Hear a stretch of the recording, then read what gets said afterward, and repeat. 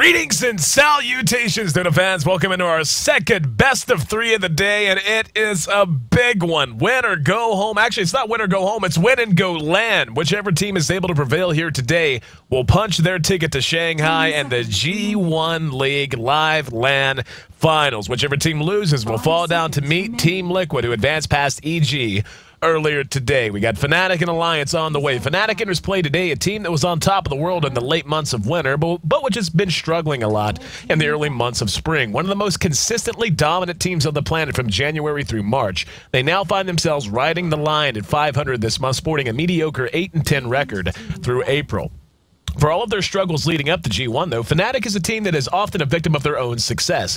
Part of the reason they find themselves so streaky in both wins and losses is because they're always in the playoffs of every single event they enter, meaning they tend to dominate group and preliminary stages before running into stiff competition for long stretches of time. And they still almost always manage to find a way to win as much as they lose. For example, that record I mentioned the day after April, that includes postseason games in the Raycall D2L, EMS1, Premier League, Star Series 4, all across the last 40 days. Today is old hat for Fnatic, just another day in the office when they're one win away from punching their ticket to yet another live final. But they're going to be trying to get that win against an Alliance squad that has played as well as any team on the planet, and which hung a lopsided 2-0 loss on Fnatic when they met a mere 48 hours ago in the TPL4 playoffs. Now, introducing Alliance, I should say, perhaps the most convincing way to describe them is to read off a simple list of events.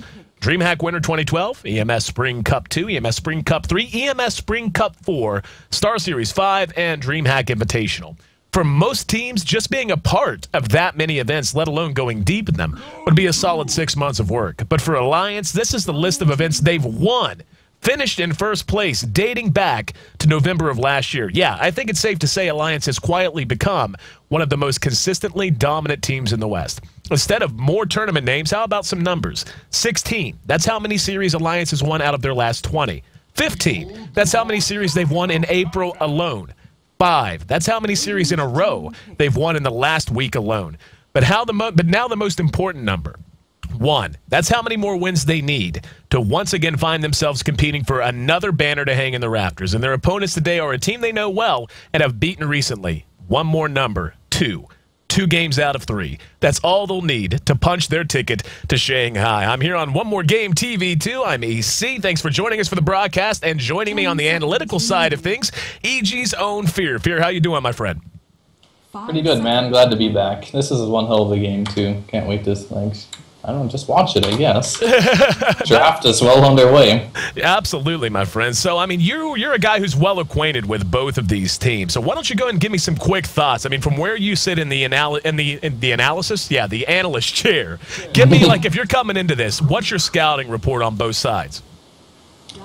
Well, I think Fnatic, actually, they played recently. They had a stand-in, and I think Hani recently moved to actually the United States right now. I think he's in the United States right now, so have been playing without him the last day or so, which is actually going to hurt them a lot because I think he moved to US West, which is going to give him a big ping difference from playing in Europe host from US West. But besides that, it'll be interesting if he goes solo mid with that ping against S4. It's going to be really rough for him, but maybe they switch it up. Fnatic is a team known to switch their roles around. Maybe he'll go to a support role, which is a little less ping dependent than a solo mid.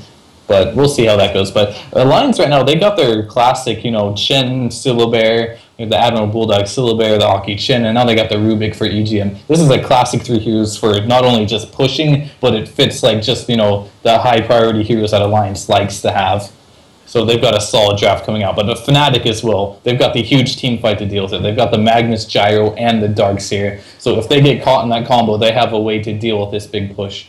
Yeah, that's kind of what immediately jumps out as well. When you see Alliance, if you watch Alliance play a lot of Dota, you know how they like to play. They play a very grinded-out style, very methodical, very mechanical, and they just depend on having very good movement, good communication, good shot calling, and as always, good play out of every position. They're just one of those really well-rounded teams that really doesn't have a weak link. Fnatic is a lot the same, but they do tend to be a little bit riskier. They do like to run a lot of two carry lineups. Doesn't look like that's going to be the case here. I mean, Magnus, he does get a lot of farm priority priority early and does tend to continue to have at least a little bit as time wears on. Darkseer has a bit of farm priority, usually going to be looking to rush up a mech among other very important items. But as you had mentioned, when you look at Alliance's lineup, this is a team that wants to push and fight early, but Fnatic has already drafted in their front 3 heroes a really tough lineup to crack. I mean, pushing into a Magnus once he's level 6 with the potential to drop the hammer, have Gyrocopter call down and Darkseer vacuum into it, it makes it a little tough to play aggressive. Yeah, it's Fnatic typically they like to play a somewhat greedy style, but against these Alliance heroes like Chen, Syllaber, you can't do it. So what they're doing right now is they're actually not going to play in a greedy style at all. They're just becoming well prepared for this push and making sure they have plenty of AoE to deal with it when it does come down the line. But the Alliance is not, they're also known for like picking these heroes and just falling back and maybe picking Loda, PL, or an anti-mage or something like that, and just like kind of trick you thinking you're going to push you know, well prepare yourself, have nice AoE, then out of nowhere anti-mage comes out and they aim for late game instead. That's not something unheard of. And they're also known for, you know, just picking a hero and just going all in push, but I really don't think they're going to do that against these 3 heroes. I think they're going to aim for getting Lotus hero being a late game carry in this particular matchup. I totally agree. When I look at Alliance, a hero that I think would fit in very well with everything you just shined some light on. Very good insight and commentary as always, my friend. And then we see the Alchemist ban, and if you saw Alliance versus Na'Vi, you know exactly why Fnatic would ban that out. But anyway, I'm thinking of Luna, honestly. Luna would fit in very well with Alliance. That would free them up to run Admiral Bulldog on the off-lane Lone Druid. Chen plus Rubik plus Luna is going to be a very, very safe and stable defensive trialing. It's going to give them the extra push power if they do want to force the issue with early glaives, or just going off of Lunar Blessing. The bonus damage that you get from that, of course, applies in an AoE, so that helps out absolutely everyone. And that's a hero that I've seen Loda run frequently. He does like to run a Luna. It gives you that late game carry potential you had talked about, but it also synergizes well with their team as it is, and gives them a little bit more team fight early on with the strength of Eclipse. Right, Luna could be a great pick for them. It's like a classic pick when you pick it with a Chen. It's just get the auras with the Rubik aura, you get the aura from the Luna, just go together, have the Bear and the Chen army to tank a little bit. But I do imagine they go down a split push route. More than likely it would be split push because they don't want to fight 5v5 versus that. They really don't. Right. Those are some of the 3 strongest 5v5 heroes you can like find in Dota 2 right now. So it's, unless they have some cute way of dealing with it, which I can't think of any hero that could help them crack that, other than just straight up winning team fights. Maybe Night Stalker for S4 is what they're looking for. One of those heroes that just kind of spreads the map open a little bit, gets a couple pickoffs, don't allow them to get to 5v5. A hero like that could be very good for them. They still need S4's hero, and they also need a Lotus hero. So I'm just curious. It's either going to be like a Puck or a Quap or, you know, a Night Stalker for S4, I think, here. Well, the Puck pick kind of jumps out as well, and you just named 2 excellent heroes. Not going to be a Puck now. Yep, exactly. Yeah. So now it comes down to how aggressive Alliance wants to play it. I was going to say Puck is a bit more of a, an all-around hero. Queen of Pain really shines whenever she can be played aggressively. And we'll see if they want to prioritize the mid or go ahead and grab Lotus Hero now. While we're waiting to see that pick come out, talk to me a bit about Fnatic. I mean, obviously they've got their mid, got what should ostensibly be a jungler or an off-laner in the Darkseer. Gyrocopter most likely going to be run in the defensive trialing. What kind of supports you think are going to fit in well here? Yeah, Fnatic's going to need to pick up 2 supports here, definitely. And seeing that Gyrocopter is a hero that kind of needs a stun, they might pick up the Bane because... how it's banned, actually, they won't pick it up. They banned all the great supports they could get. Yep. So their options are really going to be limited here on... I'll have to look at the hero list, actually, see what they actually got left. Because they're being limited by quite a bit by picking... That's always the risk when you pick 3 cores right away, off the bat. They're just going to focus down all the good supports you can get. Right. And that's going to hurt you a lot. I mean, right now, the THD would have been great for them as well, because Call Down, Vacuum, and an Ice Path on top of that would add even more to the team fight. Right. And all these other heroes, they need some type of... it's Fnatic, though. What would they really play as a supporter? They play a lot of weird support sometimes. There's still... I believe there's a Shadow Demon still left in the pool. That could be something they could look for, but it's not... Honestly, it's not that good versus the heroes that Alliance has right now. Like, maybe Alliance will reveal one of their carries now, and then Shadow Demon is always usually targeted towards, like... Okay, Shadow Demons, that's actually something weird. That actually goes with the Aura strat a little bit. Instead of the Luna, Shadow Fiend's going to be farming up most likely in that safe lane. Or it's a mid Shadow Fiend. S4 can play that as well. But Yeah, it's actually not bad at all because that's a hero that's really good versus Magnus. So I do expect that to go mid, to be honest with you. Yep, I agree. I think the Shadow Fiend pick there is absolutely brilliant because what they're going to be looking for, and now and as you said, if that's S4, that gives them 3 sources of damage, and Shadow Fiend doesn't need a lot to be relevant in the early game and in the mid game. You know, just the power of Shadow Rays alone plus Necro Mastery, that's going to give him some right click. And he's gonna, you know, Shadow Fiend does have pretty decent damage on his auto attacks. When you have a Lone Druid up front to tank through damage, you have Chin's creeps to tank through damage, and Shen to help heal. That just mitigates a lot of weaknesses that Shadow Fiend tends to have, and it's going to allow them to take the fight much more effectively to Fnatic. And I definitely see out of Alliance that Shadow Fiend pickup being a more aggressive-oriented kind of a pickup. Now for Fnatic, Shadow Demon is still available. They're going to go with Tidehunter. So you want to talk about a little bit of team fight, my friend. Yeah, jeez. Like, their options for support are extremely limited because they didn't pick any supports in the first phase, and then the second phase, all the ones that they probably wanted got banned out. And Shadow Demon is not good here. Like, Shadow Demon is good versus melee carries, basically. Very, very, very good versus melee carries. Against range heroes like Shadow Fiend, I mean, and Lone Druid, it's not that great, and everything else it'll provide is not good as well. I would actually like to see something even like an Ancient Apparition to deal with the Chen, have a little more teamfight, global presence, could be very good for them. And actually, they take a Beastmaster, so this is going to be a Lotus Shadow Fiend. Looks like they're going to safe lane this and put the Beast mid. And I'm a little curious as the Beastmaster pickup, not so much because it is an aura, and they're going down the aura route, so I guess that part's not surprising at all. But it's just something I don't see S4 playing too much. I think he usually plays more like the Night Stalker, you know, Quap role more than he does a Beastmaster, but it's not unheard of to see him there. And they're actually going with the Weaver, so they're switching, I think this is a Darkseer jungle, I guess.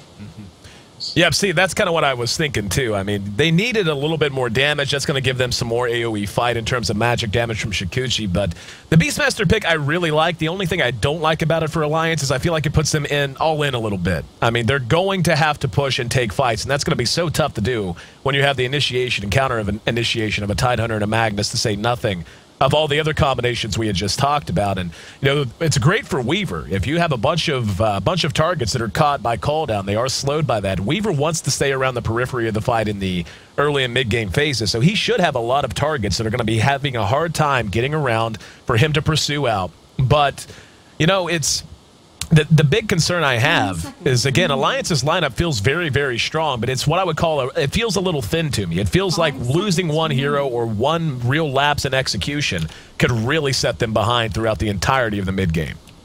Yeah, right now Alliances, they don't have that great a team fight with these heroes whatsoever. The one thing they do have is a Rubik, and the other team does have mass AoE ultimates. So that's something you always need to keep in mind. Like, this Rubik is going to be a team fight monster this game. If their team fight has any success, it's most likely going to be off Rubik stealing an RP, a Ravage, a Call Down, or even possibly a Vacuum into a Requiem. He has so many choices here for spells to steal. You can see both teams making their way towards the same piece of real estate, the Radiant side jungles, where they're going to bump noses. S4 spots out No Tail. They take a look at each other, flip each other the bird. Looks like they're going to decide to wait on their relative posses. And now, with Fnatic moving in, Fnatic's at full strength here. Bulldog's not there, so Alliance not going to want to fight this. They have no chance here at all because Syllabear, useless level 1. Shen, useless level 1. Shadow Fiend, useless level 1. They can just chase them out of the jungle. There's nothing they can do about it. You see an aggressive ward goes down, and Fnatic asserting their own dominance. Once they back out, I will run through the lineups. As you mentioned, the level 1 advantage very heavily in favor of Fnatic squad. Taking a look at the lanes, I would imagine it's just going to be very, very quiet. And, you know, when I look at Alliance's lineup, what immediately jumps out is, one, they're going to have to hit a very good timing. They need to not only do well in their lanes, but when they decide to actually push. I mean, taking in a tier 1 and what is likely to be a lightly contested defensive tri-lane in bottom, you know, that's not the problem. But when they start to group as 5, that's when things I think are going to get a little bit scary for Alliance. Because if they lose 1 or 2 team fights, how do you recover against a team like Fnatic has? Yeah, that's the thing with the lineup that Alliance has. There's not much recovery / turtle potential with their lineup at all. And there's a DD Weaver actually bottom. He might get a little greedy here and try to go for something on one of these squishy supports. But thinks better of it. Actually, they're going to run a really, what I would consider clowny aggressive tri-lane.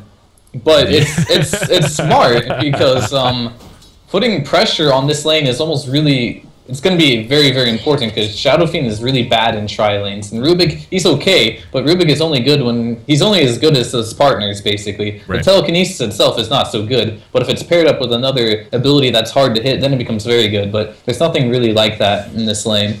So this is a very weak coming out from them. They're going to rely on Shin a lot. And mid is actually S4. This Gyro went just pretty deep on him, but nothing's happening there. And Gyro is going to be able to harass the hell out of S4. Talking about this tri-lane, I'll tell you what, now that you mention it, it seems, I like the word you use, clowny. It does feel a little bit clowny. But when you think about it, it's actually really safe for Fnatic, because Trixie's not going to have a problem getting away if he gets in trouble with Shukuchi. No Tail's going to have a point in a surge at level 2. Then you just have to worry about the Tidehunter, who's a little beefy in and of his own right. So as long as Fly doesn't get caught out, they're going to be able to take some chances and still have a chance to get away before there's any real reaction, just because, as you said, Rubik's good, but he doesn't have anything like a Lina, like a Shadow Demon, like a Leshrac to really be there to punish heroes. He doesn't have a carry like a Lifestealer to punish them after a telekinesis, so we'll keep an eye on that. We're going to go ahead and run through our full lineups while we can. S4 is mentioned, taking some abuse from Era here in mid. He's on the Beastmaster. Chen going to be handled by Ake. One of his... actually, there's the Courier. And... yeah, the Courier's actually taking a spot here and takes a little bit of abuse. And, yeah, I want to say we saw this done the other day, just flying him around trying to block the camps. Kaipi always does that, I think. Kaipi always gets the early Crow against Chen and Enchantress or other jungle heroes and just blocks camps with it early game. I think that's one of the first teams I've ever seen just, like, do that regularly. Here in mid, we got a Tidehunter under cover of an Invis. He's nut to butt with S4. Let's see if they want to go for it. He's got 1 point in the gush. That's about it. Right now, he's just soaking experience.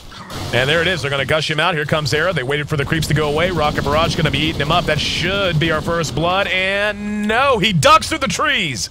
Barely able to juke right, then juke left, and find some safety. So, big opportunity missed there for Fnatic in mid. Yeah, that was great by S4. That was kind of a risky kill because they had to dive with the Rocket Barrage, and it's really easy to juke Rocket Barrage in the fogs, but S4 played it perfectly and just got out just barely. Keeping an eye on Captain Bamboo, or Captain Bamboo, or whatever his name is. Bamboo, yeah. Keeping an eye on him. He actually did fail to block this camp, so they did get one decent camp spawn in the pool camp. He got there about 1 second too late. I like the way they're doing it too. He's just flying back to base and he goes out on a suicide run and hopes that no one's there waiting. But we're 3.5 minutes in. No kills on the board quite yet. Druid is actually doing extraordinarily well out here. He's got 17 last hits. He is up against the mag, so that's not a big surprise. But given Admiral Bulldog early farm, especially whenever you see Loda really struggling, he is really having a tough time. Only 7 last hits right now. And, he's going to be able to carry the weight a lot, given how much pressure Fnatic is putting on Loda. Yeah, this Lone Druid is going to pay off, like, big time, because Lone Druid is one of the best solo heroes in the game, period. But he's especially good versus melee heroes like Magnus. This is just a lost lane for Magnus, unless he just bottle crows like crazy. This is the strength of Fnatic, though. It's like, I used the word clowny before, but it's kind of their playstyle. You never know what they're going to do, right. And that's their strength. Because there's no way they expected this aggressive tri-lane. Who would have expected this? Right. No one would expect this. And that's what they do all the time. And it makes them very, very, very hard to read. And the Shadow Fiend pick is starting to feel a little greedy now because, as usual, when you pick a Shadow Fiend, and if it isn't in a great 1v1 situation mid, it has a very hard... Oh, load a raise. I'm casually hitting the ground. Who needs mana, right? Well, this is a hero that Loda, as you mentioned, I've seen Loda play Fiend before, but it is not like what I would say is in his wheelhouse. It's not a hero he runs super often, like a Luna, like a Lifestealer, and so on and so forth, like a Phantom Lancer even. So, gonna be a little out of his comfort zone. And when you look at Fnatic, I mean, the Tidehunter pickup was probably the biggest surprise. As you mentioned, they did really need a support, and their list was short in terms of who was actually there. But I really like it, and it's working out extremely well down in this lane for them. Loda finally getting some last hits. He's got 16 stacks on Necromastery. So, at what point, Fear, if you're in the shoes of Loda, do you just say, screw it, let's push this tower down, or at least try to? Oh, hang on, first blood. Gotta go in mid. Got there just in time to see it. Ake using Test of Faith off of EGM's gank to get that first blood on the board. So Alliance makes up a little ground there. Yeah, that's actually something they really needed, because they need the X factor, which was going to be Ake. He's the jungler, he's going to be getting the levels, he's going to have the smoke, and he's able to gank any lane he really wants to. Probably doesn't want to gank the Magnus, because it's very hard to gank a Magnus with that skewer, but he can easily pick on Gyrocopter mid. Down here we can see Trixie and Loda exchanging pleasantries. At what point do you begin to worry about Bulldog if you're in Fnatic shoes? I mean, as you said, it's pretty obviously a lost lane. They know the good and the bad of what they were getting. Oh, nice deny from Ake there, denying it from the high ground, on the rune, I should say. But at what point do you, if you're in Fnatic shoes, do you go, you know what, Bulldog's a liability. Let's do something about this. Right about now, I think they're gonna see RP is available for Magnus right now. So as soon as they can possibly get up, they need 2 heroes up there. I'm just looking at mid. They're just trying to counter gank on mid. Their supports right here really want this kill on S4. There's the call down. Gush will allow him to be hit with it, and they're gonna clean him up easily. And as good as that is, I totally agree with you, and that's why I bot lane as well, Trixie. Yep. Sorry. No, that's fine. I got there just in time to see it. Just in time to see Weaver caught out. So Weaver can get away, but you can't just let him hang around like that, or you can't just expect him to not hang around and punish you if you do hang around too much. But anyway, as good as that gank was in mid, that's kind of why I asked the question is, you know, they get S4, that's great. Is that really as high value for their time, though, as a potential gank on Druid could have been? But I think the problem they had with the Druid right now is with how low level their supports are right now and what they offer. I don't think they feel like they could kill the Druid right now, and I completely agree. Like, he's sitting up there with 1200 HP. If you drop all your spells on him, there's that chance that you just don't even kill him because he's so tanky right now with the low levels they have on the supports. Here in mid, we can see a lot of attention being given. Ake has hooked up with S4, guarding the Master of Beast. No tails there with Era. Bot lane again, too, yeah. And we're going to see time lapse spent. They're going to get a kill on Loda. Losing Loda, quite a big deal. They might get EGM. He doesn't have a gush, though. Trixie. They're probably going to dive this. They'll dive this for sure. Yep, Shikuchi's in. They know where he's most likely going. They just passed him. And Ty takes yep. Tied up. He actually EGM is going to telekinesis him. He is going to end up paying for it, but Trixie able to survive. Little greedy there. He actually had him juked out.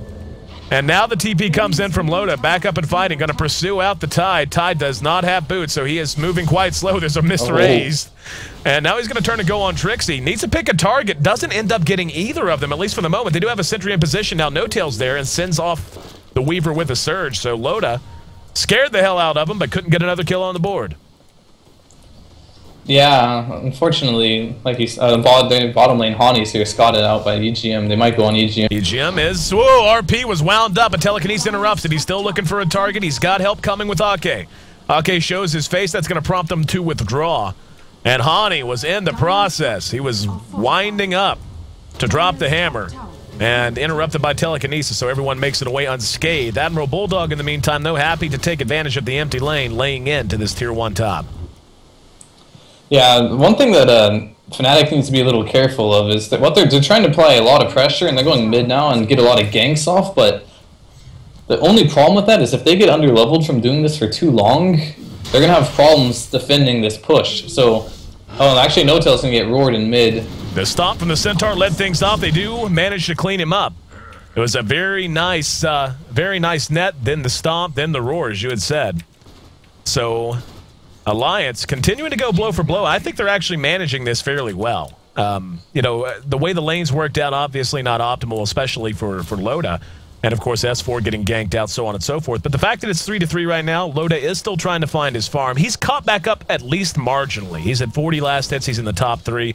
Beastmaster and Druid are ahead by miles, but those are his teammates. So he's actually right where he needs to be, especially in comparison to the Gyrocopter.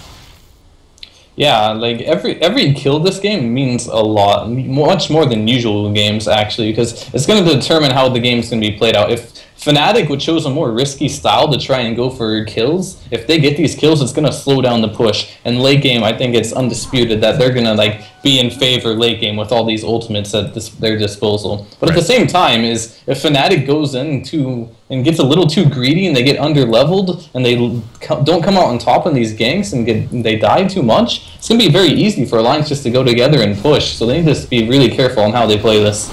The last time we saw Loda in action was against Na'Vi in the winners bracket semifinals, where they knocked them down on the way to where they are right now. And we saw a phenomenal performance on Alchemist, where he built a Shadow Blade. And really, this kind of has that same feel. When I look at this lineup, when I look at what they're going to want to be trying to do, I can imagine Loda getting an early Shadow Blade and then just looking to capitalize on the pure amount of damage input or damage output that a Shadow Fiend can have between his ultimate, the right clicks with full stack Necromastery, and just allow that to open things up and, as you said, get that level advantage. Don't allow them. Wow. Gonna be roared, and now he's caught with the root. He is gonna stretch it out, but it doesn't matter. The Panda gets the kill in the end. And Fnatic, those are the mistakes that I'm talking about that they can't make. And Eric got rooted first hit. Oh my god. Another root. The axe is not gonna catch up. If he had been rooted there, would have been the funniest thing in history. But as is, the Menagerie, the Panda, his two Ursa buddies, I will never call them Hellbear Smashers except in irony. The Hellbear Smashers, and I just broke my own rule. The Smashers, the Bear, and the Centaur now going to work in mid. And really right now, Fnatic seems to be in a bit of disarray. I just look around the map and see a lot of heroes doing a lot of nothing. Yeah, they're trying too hard to disrupt Alliance's game plan of getting... They're afraid of them grouping up and pushing, and they want to kind of just mess with that before it even happens. And I think it's the wrong call. I think the call they should be making is get their levels and deal with it later just by having superior team fight. Right.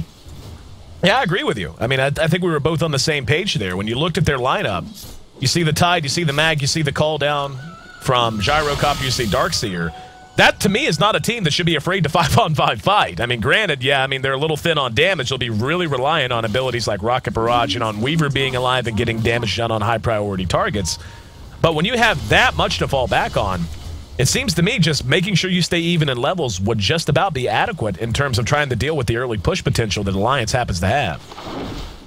Yeah, it would have been. They're just, they wanted to punish the greed that was coming out of Alliance, and it's natural. If teams pick Shadow Fiend and you know they're safe laning, that hero is not built for safe lane. That is a hero that is, like, he does nothing at level 1. Level 2, he doesn't do anything either, and at level 3, he starts getting better, but during that time, you can completely take control of the lane, and they wanted to punish that, and they've been overextending, honestly. They just need to sit back, get their levels, and just be a little more careful. And to credit to Alliances, they've had really good positioning this game and counter ganking all the time. So Alliance has also been smelling that out nicely. And the Beastmaster is a great hero to punish when you want to counter gank.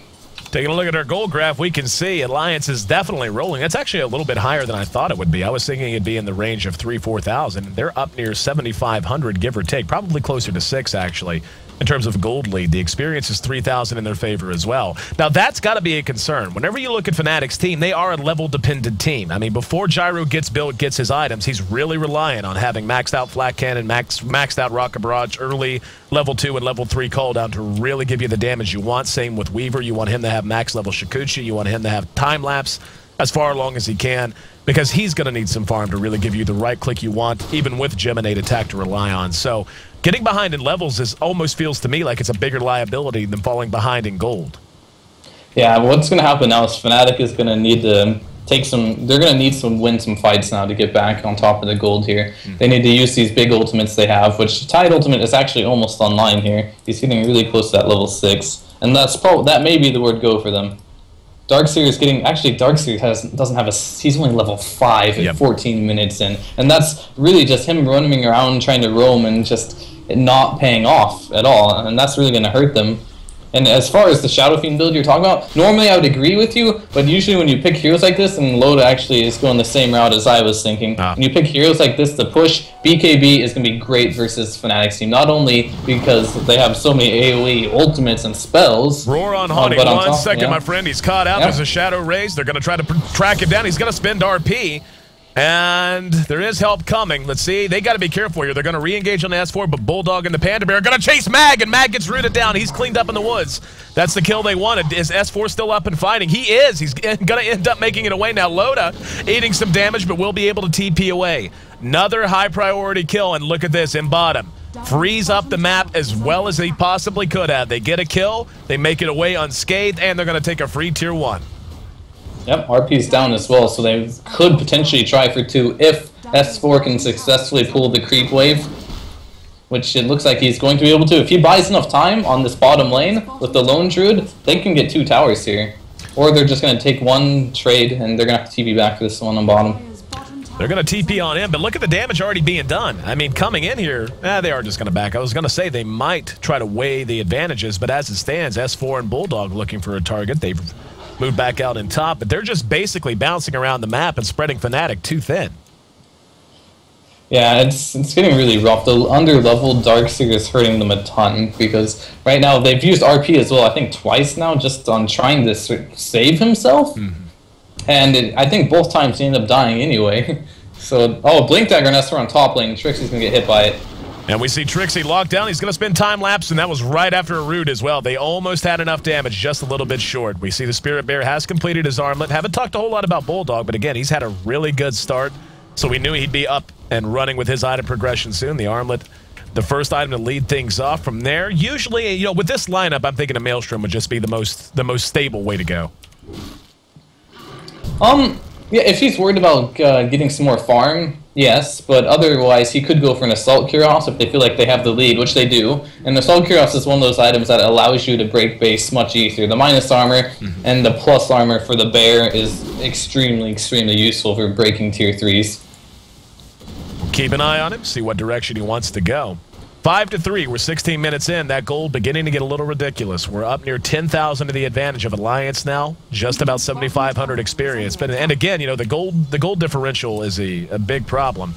But I think if I'm in Fnatic shoes, I'm honestly a bit more worried about the levels. As you mentioned, Darkseer just doesn't feel like a Darkseer. Darkseer should be able to find his levels in his gold. And he's got brown boots and a magic stick. Nowhere near an item like a mech, which could make all the difference for this team. Absolutely. He's like, once you get this far behind and you're level 6 on a Darkseer at 17 minutes, you just don't see this because you never see Darkseer playing in a tri-lane, like, as, like, the support. Right. You don't see that very often. It's very rare. And actually, Hani's on top of them, Viz. He might be fishing. If there's a lot of heroes nearby, but the Hawk does see them, so... And Hani, right on top of him, going to go ahead and spin the RP. Doesn't have a whole lot of help coming. He's only going to be able to grab that. Actually, he got both of them, and there's the Ravage spin as well. And yeah, that was overkill maybe, but they get the job done. Either way, it's tied up 5-5. Yeah, they definitely need to get pickoffs like that. That invisibility rune, I guess they didn't know Hani had it, and they paid for it big time, and that's a golden XP that they desperately need. Take a look at Mag. That puts him that much closer to his Blink Dagger. He's about 500 gold out. Era has yet to show us a big item pickup yet. He did go drums, which is no real surprise. Trez drums, not bad. We'll see if he wants to go with a defensive build, if he wants to go ahead and grab something like a BKB, or if maybe he's thinking some early game damage might be necessary. You know, looking at their lineup, again, they are really relying on him for a lot of their damage. Weaver, of course, is going to benefit a lot from Empower, as will the Gyro. Gyro much more likely to build and use a BKB, though. So you can't always rely on that to be sustained damaging. But Loda, with his BKB up, 1,000 gold in the bank, he sits atop the last hits. We'll switch to the net worth, and it's Loda and Admiral Bulldog right where they want to be, number 1, number 2. Yeah, they're getting a lot of good farm on these two carries, but still, if Fnatic, they're never going to be out of this game as long as they have buildings up, obviously, but like, they have this team fight potential where at any point in time they can win a team fight with these heroes, and that's all that really matters for them. So what they need to do is just find these openings like they just did and keep doing that and slow rolling it. And if they do find these openings, they're going to always be in this game. Looking at the bear, he opted for a basher. Saw the belt of strength on him, wasn't sure exactly what he wanted to do with it, but do have a basher out. So definitely looking. Blink Dagger on Hani, 15 seconds RP too. Blink was completed in the meantime, as you said. Looks like they're not going to be able to engage to save this tower. Now, this is where Alliance and, you know, talking to Loda, I've had Loda on the cast before and talked to him a lot. The one thing that he told me that they are always worried about in terms of making mistakes, and the one big weakness he's identified a number of times, is he feels like they malinger around too often. They'll get a win, they'll get a free tower, you know, get a gank, then hang around too long and allow the enemy to react. This time, though, they're just going to bail out after taking the tier 2. They're going to take a really nice ancient stack. And this hurts the Gyro so badly. It has to. But the RP is available. There it is. He's going to drop the hammer. He got everyone. They're going to steer it back right into the cooldown. And there's that team fight potential we were talking about. Loda and Bulldog limping their way away. They do manage to get a return kill, and now Trixie might be in trouble. No, he will be able to make it away. They actually managed to somehow almost break even there. And S4 is going to go ahead, blink in with the blink dagger of his own, toss the axes, and get another kill. I'm a little dumbfounded at the fact that that broke even. Bulldog's not out of trouble yet as we see Trixie threw out the swarm, but he will be able to TP away. That went about as well as it could have for Fnatic. They caught 4 with a phenomenal RP. They got the call down, but in the end, they just managed to go 3 for 3. Yeah, I actually didn't see what happened, but Ravage was not used there. And that would have been the game breaker. Maybe it was on cooldown. I think he got ruined by S4, actually, now that I think about it, because S4 wasn't caught with that. And he, I heard a roar, and, it goes into a big cluster like that when you're talking about just that many heroes together. It's hard to see exactly who got it. But it definitely... Bottom lane, though? No, he missed his skewer, sorry. No problem. He definitely did... Definitely did get the roar off. Either way, the BKBs were up, and and this is kind of what I was talking about. When you look at Fnatic, they've got these great AoE ultimates, but they're really dependent on sustained damage from Era and from our Weaver, played by Trixie, and they really just didn't have it there. Yeah, actually the Tide, I did see him. He got stuck on the high ground there, which could happen 2 ways. He either did not get roared, and roar actually pushes targets away from, if you're next to the person that's roared, it could have pushed him up there. Or the Rubik could have threw him up there. Yep. One of those 2 things happened there. I don't know which, but he very well could have been roared and then lifted up there. But either way, the Ravage did not go up. So the good thing for Fnatic is that was an even fight, I think. I think there was 3 for 3 there. Yep. They actually got the SF, which is really good. And they still have Ravage up. So that's something that's really good for them. We can see Loda is on his way to a Shadow Blade now. He's added the Claymore to his inventory. Roaming with his teammates, Bulldogs right there with him. And at this point, only 1 outer tier tower remaining. Can't help but feel like this is a necessity. As scary as it is to engage into these teams, they need to keep the pressure up. Well, actually, they have 2 outer tier towers remaining, soon to be 1 if they're able to bring this one down.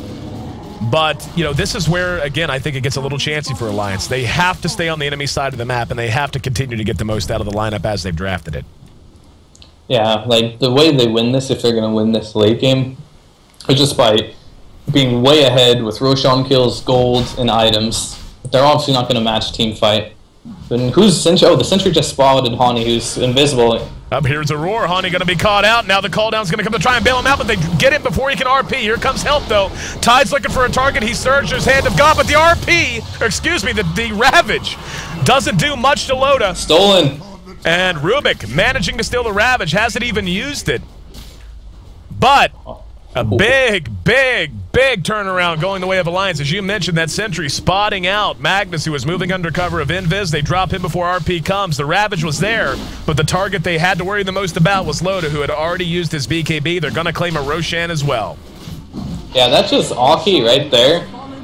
Being, like, super experienced as a support player and being super experienced in knowing how they lose Roche fights. Losing Roche fights is usually against those team fights is because they come from the fog. Right. And they, they just use all these big ultimates. But look at this warding.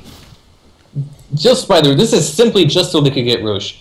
They dropped on 2 sentries, 2 obs right next to the Roche pit. They see everything that's going down. And yeah, that could have been a huge disaster if Hockey didn't have sentries down there spotting out the invisible Magnus, just waiting to get that RP off.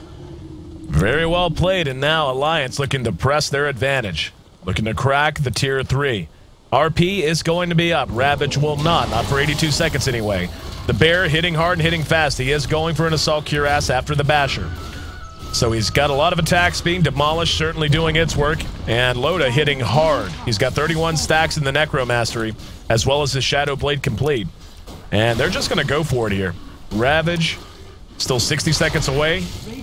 They still do have the RP if they want to spend it. Looks like they're just going to fall back, at least for the moment. And the Panda resummoned. Creep wave should be catching up momentarily. In the meantime, just so much damage coming out of the right click of Loda, to say nothing of Bulldog's Panda, who is already hitting quite hard and quite quickly. 153 damage a shot. So big thing is going to be EGM with his Blink Dagger Ravage is available. And Fly, still 30 seconds out from Ravage. We can see Hani trying to set up shop to the north, and here we go. S4 is going to engage right on the air up. BKB's pop. There's the Ravage, but it does nothing to Loda. They're going to be able to bring him down. Off goes the ulti. Fly has to run away now. And yeah, that went about as poorly as it could have. Hani was nowhere near in position to help things out.